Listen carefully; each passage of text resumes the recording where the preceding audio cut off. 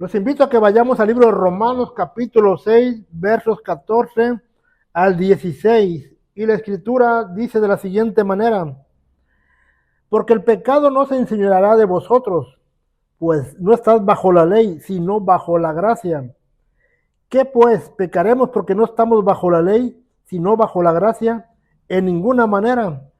¿No sabéis que si nos sometéis a alguien como esclavos para obedecerle, sois esclavos de aquel a quien obedecéis, sea del pecado para muerte o sea de la obediencia para justicia? El tema se titula La ley y la gracia. El apóstol Pedro hizo referencia en 2 de Pedro capítulo 3 versículos 16 al 17, que casi en todas las epístolas del apóstol Pablo hay algunas difíciles de entender, las cuales los indoctos e inconstantes tuercen, como también las otras escrituras, para su propia perdición. El apóstol Pedro está haciendo mención que existen temas complicados, y el gran problema radica en aquella persona que es indocto e inconstante, que malinterpreta la escritura y le da otro sentido. De esta manera crea su propia perdición. La advertencia del apóstol Pedro es que ahora nosotros que lo hemos sabido de antemano, debemos de guardarnos para no ser arrastrados por el error de los inicuos y que caigamos de nuestra firmeza. Hay una advertencia para que estemos pendientes del verdadero significado de la escritura, que nos guardemos de no ser arrastrados por el error de los inicuos. Entre esos temas difíciles se encuentra el tema de la ley y la gracia. Por un lado se encuentran las personas que han convertido la gracia de Dios en libertinaje. Aquellos que han tomado la gracia de Dios como una licencia para pecar. Gente que se considera salva, pero con la libertad de hacer lo que quiera. Por otra parte se encuentran creyentes que aseguran que la ley de Dios fue abolida, que ya ha sido anulada. Gente que desprecia y rechaza la ley de Dios. Personas que se molestan cuando se les menciona pasajes relacionados con la ley de nuestro Señor. Gente que ya tiene un argumento predilecto para no obedecer las escrituras, argumentando que ya no estamos bajo la ley. La advertencia del apóstol Pedro fue que los indoctos e inconstantes torcían las escrituras, que le estaban dando una mala interpretación y que la gente era arrastrada por el error de los inicuos. La palabra indocto significa alguien con falta de instrucción, una persona ignorante, un analfabeto bíblico. El inicuo es alguien que es contrario a la equidad, es desigual y practica la injusticia. Y una persona inconstante es alguien que es variable, informal y que no tiene firmeza. Esa es la advertencia del apóstol Pedro, que tengamos cuidado de este tipo de personas que no tienen instrucción, que son injustos y que son muy variables y que informan mal. Pero la pregunta que deberíamos hacernos a nosotros mismos es la siguiente: ¿en qué concepto tenemos a la ley y a la gracia? ¿Qué tanto conocemos acerca de la ley y qué tanto conocemos acerca de la gracia? Algunos creyentes han hecho una rivalidad entre la ley y la gracia, un conflicto entre la ley y la gracia. Pero cuando vemos el significado de la palabra gracia, nos damos cuenta que es el amor, la misericordia, la bondad, el favor inmerecido de Dios hacia nosotros. Por gracia somos salvos. Por la ley nadie se justifica ni puede ser salvo. El significado de la palabra ley en hebreo es primeramente la palabra Torah y significa instrucción. Cuando alguien dice que la ley es mala, inconscientemente está diciendo que la instrucción de Dios es mala o que fuimos instruidos incorrectamente. Ese es el concepto que algunos tienen de la ley. Pero notemos la diferencia entre una persona indocto y el salmista David. Una persona que es inconstante y un hombre que estaba identificado con la palabra de Dios. ¿En qué concepto tenía el rey David a la ley de Dios? Según el Salmo 19, versos 7 al 11, dice así: la ley del Señor es perfecta, que convierte el alma. El testimonio del Señor es fiel, que hace sabio al sencillo. Los mandamientos del Señor son rectos, que alegran el corazón. El precepto del Señor es puro, que alumbra los ojos. El temor al Señor es limpio, que permanece para siempre. Los juicios del Señor son verdad, todos justos. Deseables son más que el oro, y mucho más que oro afinado, y dulces más que la miel, y la que destila del panal. Tu siervo es además amonestado con ellos. En guardarlos hay grande galardón. Ese era el concepto que el rey David tenía acerca de la ley de Dios. Una ley perfecta. Una ley que hacía sabio al sencillo, que alegraba el corazón, que alumbraba los ojos, que permanecía para siempre, que era deseable más que el oro y mucho más que el oro afinado, y mucho más dulce que la miel. El salmista agrega: además tu siervo es amonestado, es corregido con tu ley, con tus mandamientos, y en guardarlos hay una grande recompensa. El mismo salmista dijo en el Salmo 1, verso 1 al 3: bienaventurado el varón que no anduvo en consejos de malos, ni estuvo en camino de pecadores, ni en silla de encarnecedores se ha sentado, sino que en la ley del Señor está su delicia, y en su ley medita de día y de noche. Será como un árbol plantado junto a corrientes de agua, que da su fruto en su tiempo, y su hoja no cae, y todo lo que hace prosperará. El salmista resalta la grandeza de la ley de Dios. Dice que en ella se encuentra su delicia, y en esa ley medita de día y de noche. Y cuando una persona la practica, es como un árbol plantado junto a las corrientes de agua, que da su fruto a su tiempo, y su hoja no cae, y todo aquello que haga y emprenda prosperará. ¿Qué podemos decir también del mismo consejo que nuestro Señor le hizo a Josué antes de entrar a la tierra prometida? Josué 1:8: nunca se apartará de tu boca este libro de la ley, sino que de día y de noche meditarás en él, para que guardes y hagas conforme a todo lo que en él está escrito, porque entonces harás prosperar tu camino y todo te saldrá bien. Una ley que era perfecta, una ley que hacía prosperar a la persona en todo aquello que emprendiera, que bendecía su camino.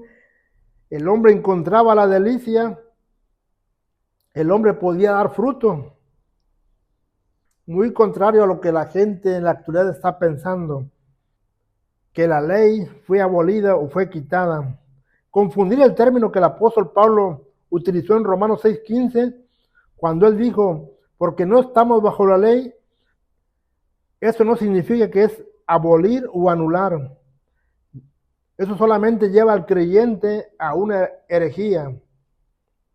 Solamente imagínense las consecuencias de una nación, de un estado y de una ciudad que no tenga ley. Usted puede imaginarse a los planteles educativos, lugares de trabajo y aún a nuestro propio hogar sin ley. ¿Qué sería de la nación, el estado, la ciudad, los planteles educativos, lugares de trabajo y nuestro propio hogar sin una ley que regir? Todo sería un desorden. Cada quien haría lo que quisiera. Nadie se sujetaría a nadie. Nadie le rendiría cuentas a nadie. Y no habría delito que perseguir. Cuando no hay ley, cada quien hace lo que bien le pareciere. Cuando el apóstol Pablo se dirigió a los romanos, utilizó en 21 ocasiones la palabra ley, pero no siempre le dio el mismo término. Recordemos que la ley de Moisés está compuesta de 613 mandamientos, distribuidos en 3 secciones: la ley civil, la ley ceremonial y la ley moral. Pero el apóstol Pablo utilizó otros términos para referirse a la ley también. Por ejemplo, dijo la ley espiritual, la ley del pecado y de la muerte, la ley de Cristo, la ley de la mente, la ley del espíritu de vida, la ley propia, la que se revela con sí mismo, la ley del marido y la justicia de la ley.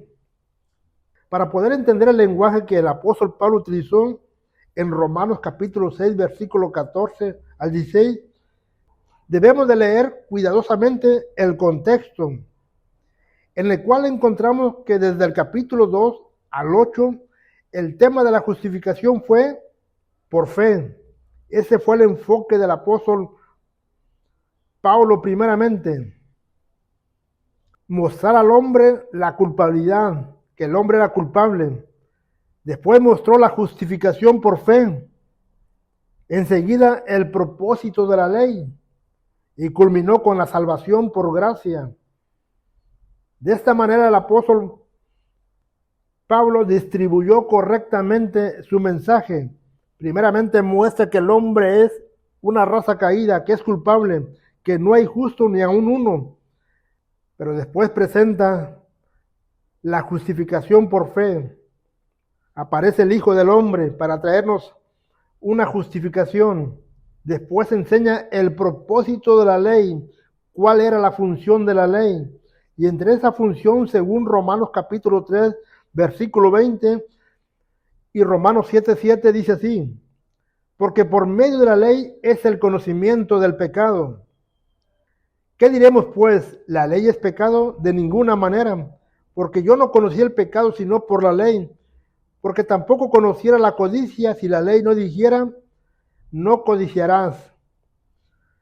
La ley tiene una función muy importante. La ley instruye, amonesta, advierte, pero también señala y da a conocer el pecado.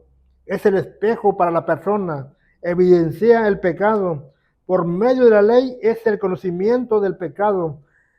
La ley señala qué es lo malo y qué es lo que trae condenación. La mala interpretación surgió cuando alguien no dedujo lo que significa ya no estamos bajo la ley en Romanos 5:20.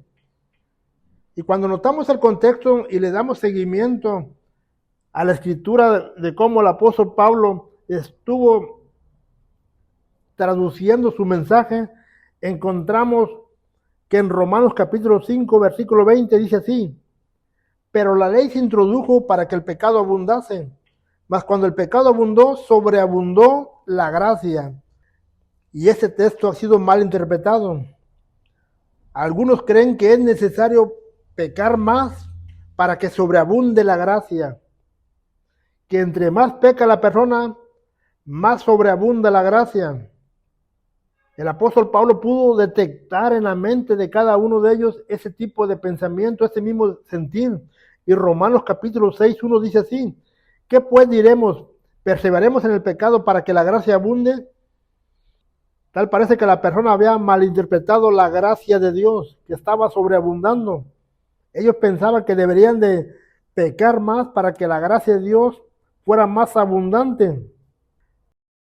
Pero el apóstol Pablo rechaza ese tipo de pensamiento y les aclara que no es la forma de interpretar la gracia de Dios. Romanos capítulo 6, versículo 15 dice así: ¿qué pues pecaremos porque no estamos bajo la ley, sino bajo la gracia? Dice, de ninguna manera. La insistencia era pecar bajo cualquier argumento. Pecar argumentando que no estamos bajo la gracia. La insistencia era de pecar bajo el argumento de que ya no estamos bajo la ley, sino bajo la gracia. Era una autojustificación para que el hombre pudiera tener su mismo estilo de vida, argumentando que la gracia lo perdonaba todo. Romanos capítulo 6 va dirigido a creyentes que ya han sido bautizados. Si notamos Romanos capítulo 6, versículo 1 al 4 dice así: ¿qué pues diremos? ¿Perseveremos en el pecado para que la gracia abunde? De ninguna manera, porque los que hemos sido muertos al pecado, ¿cómo viviremos aún en él?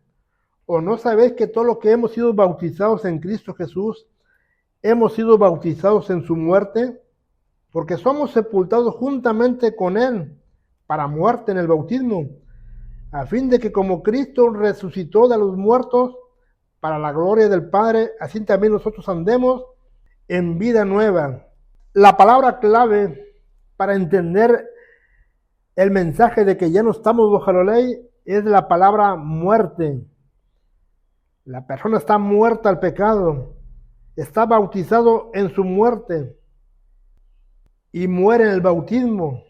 La persona ha sido sumergida en Cristo, se encuentra en Cristo.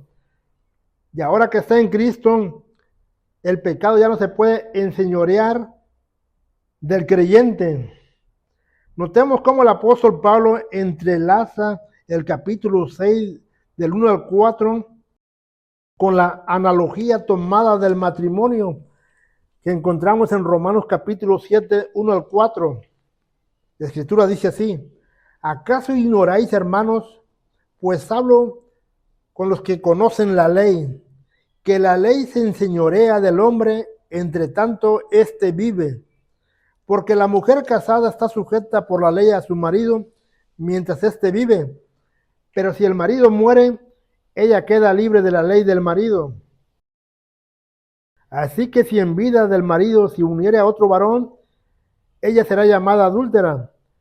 Pero si su marido muriere, es libre de la ley, de tal manera que si se uniere a otro marido, no será adúltera. Así también vosotros, hermanos míos, habéis muerto a la ley mediante el cuerpo de Cristo, para que seas otro del que resucitó de los muertos, a fin de que llevemos fruto para Dios.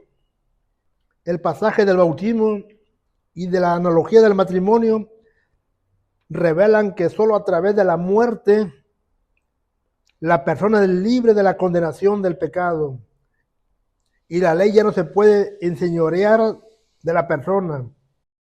No estamos hablando de una muerte física, una muerte espiritual. Cuando la persona viene a Cristo, ya ha muerto para el mundo, ya ha resucitado la nueva criatura. Las cosas viejas pasaron y todas son hechas nuevas. El apóstol Pablo no está hablando de una ley abolida, está hablando de una condena realmente que era ejercida por la ley. La ley tenía esa potestad, ese dominio sobre aquella persona que abolía la ley. Toda persona que trataba de llevarle la contra de la ley, había una condena sobre aquella persona. A eso se refiere el apóstol Pablo. Por eso cuando la persona ha muerto, queda libre de esa condenación. Es bueno que entendamos que los capítulos 2 al 8, el apóstol Pablo se está dirigiendo a una gente que necesita ser justificada por la fe y debe ser salva por la gracia. Mientras en el capítulo 9 al 11 se dirige a Israel directamente. Pero cuando toma nuevamente la escritura en capítulo 12 al 14, va dirigida a los cristianos, a los deberes cristianos, donde el capítulo 13 resalta que todo cristiano que ha sido regenerado, que ha entregado su vida a Cristo, que ha nacido de nuevo, que ha muerto al mundo, debe someterse a todas las autoridades, resaltando en el capítulo 13, versículos 7 al 11, las siguientes palabras: pagad a todo lo que debes, al que tributo, tributo, al que impuesto, impuesto, al que respeto, respeto, al que honra, honra. No debas a nadie, sino amarnos los unos a los otros, porque el que ama al prójimo ha cumplido la ley. Porque no adulterarás, no matarás, no hurtarás, no darás falso testimonio, no codiciarás, y cualquier otro mandamiento. En esta sentencia se resume: amarás a tu prójimo como a ti mismo. El amor no hace mal al prójimo, así que el cumplimiento de la ley es el amor. El apóstol deja claro que la ley no ha sido abolida, sino que al momento que una persona cumple con sus deberes, tanto terrenales como espirituales, sometiéndose a las autoridades y amando al prójimo, en ese momento uno está cumpliendo la ley, y la ley no se puede enseñorear de tal persona. No hay una condenación. En Gálatas capítulo 3, versículo 13, el apóstol Pablo dijo que Cristo nos redimió de la maldición de la ley hecha por nosotros mismos, maldición, porque está escrito: maldito todo aquel que es colgado en un madero.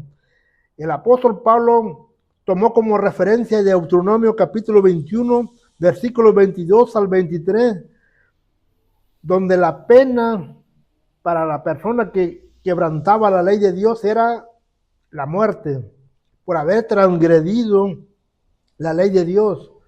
La persona era digno de muerte. Cuando Jesucristo murió por nosotros, Él nos redimió no de la ley, sino de la maldición, de la condena, de la consecuencia, de la pena de muerte. La ley sigue siendo el espejo para el creyente, el que regula todo, el que señala lo que es bueno y lo que es malo. Jesucristo solamente nos redimió de la maldición, de la consecuencia. Es por eso que el apóstol Pablo dijo: ya no estamos bajo la ley, ya no estamos bajo esa pena de muerte, bajo esa condena. Alguien pagó la deuda, Jesucristo mismo. Y Jesucristo mismo mencionó en Mateo capítulo 5, versículos 17 al 18, en la Biblia Nueva Traducción Viviente, dijo: no malinterpreten la razón por la cual he venido. No vine para abolir la ley de Moisés o los escritos de los profetas. Al contrario, vine para cumplir sus propósitos. Les digo la verdad, hasta que desaparezca el cielo y la tierra, no desaparecerá ni el más mínimo detalle de la ley de Dios hasta que su propósito se cumpla.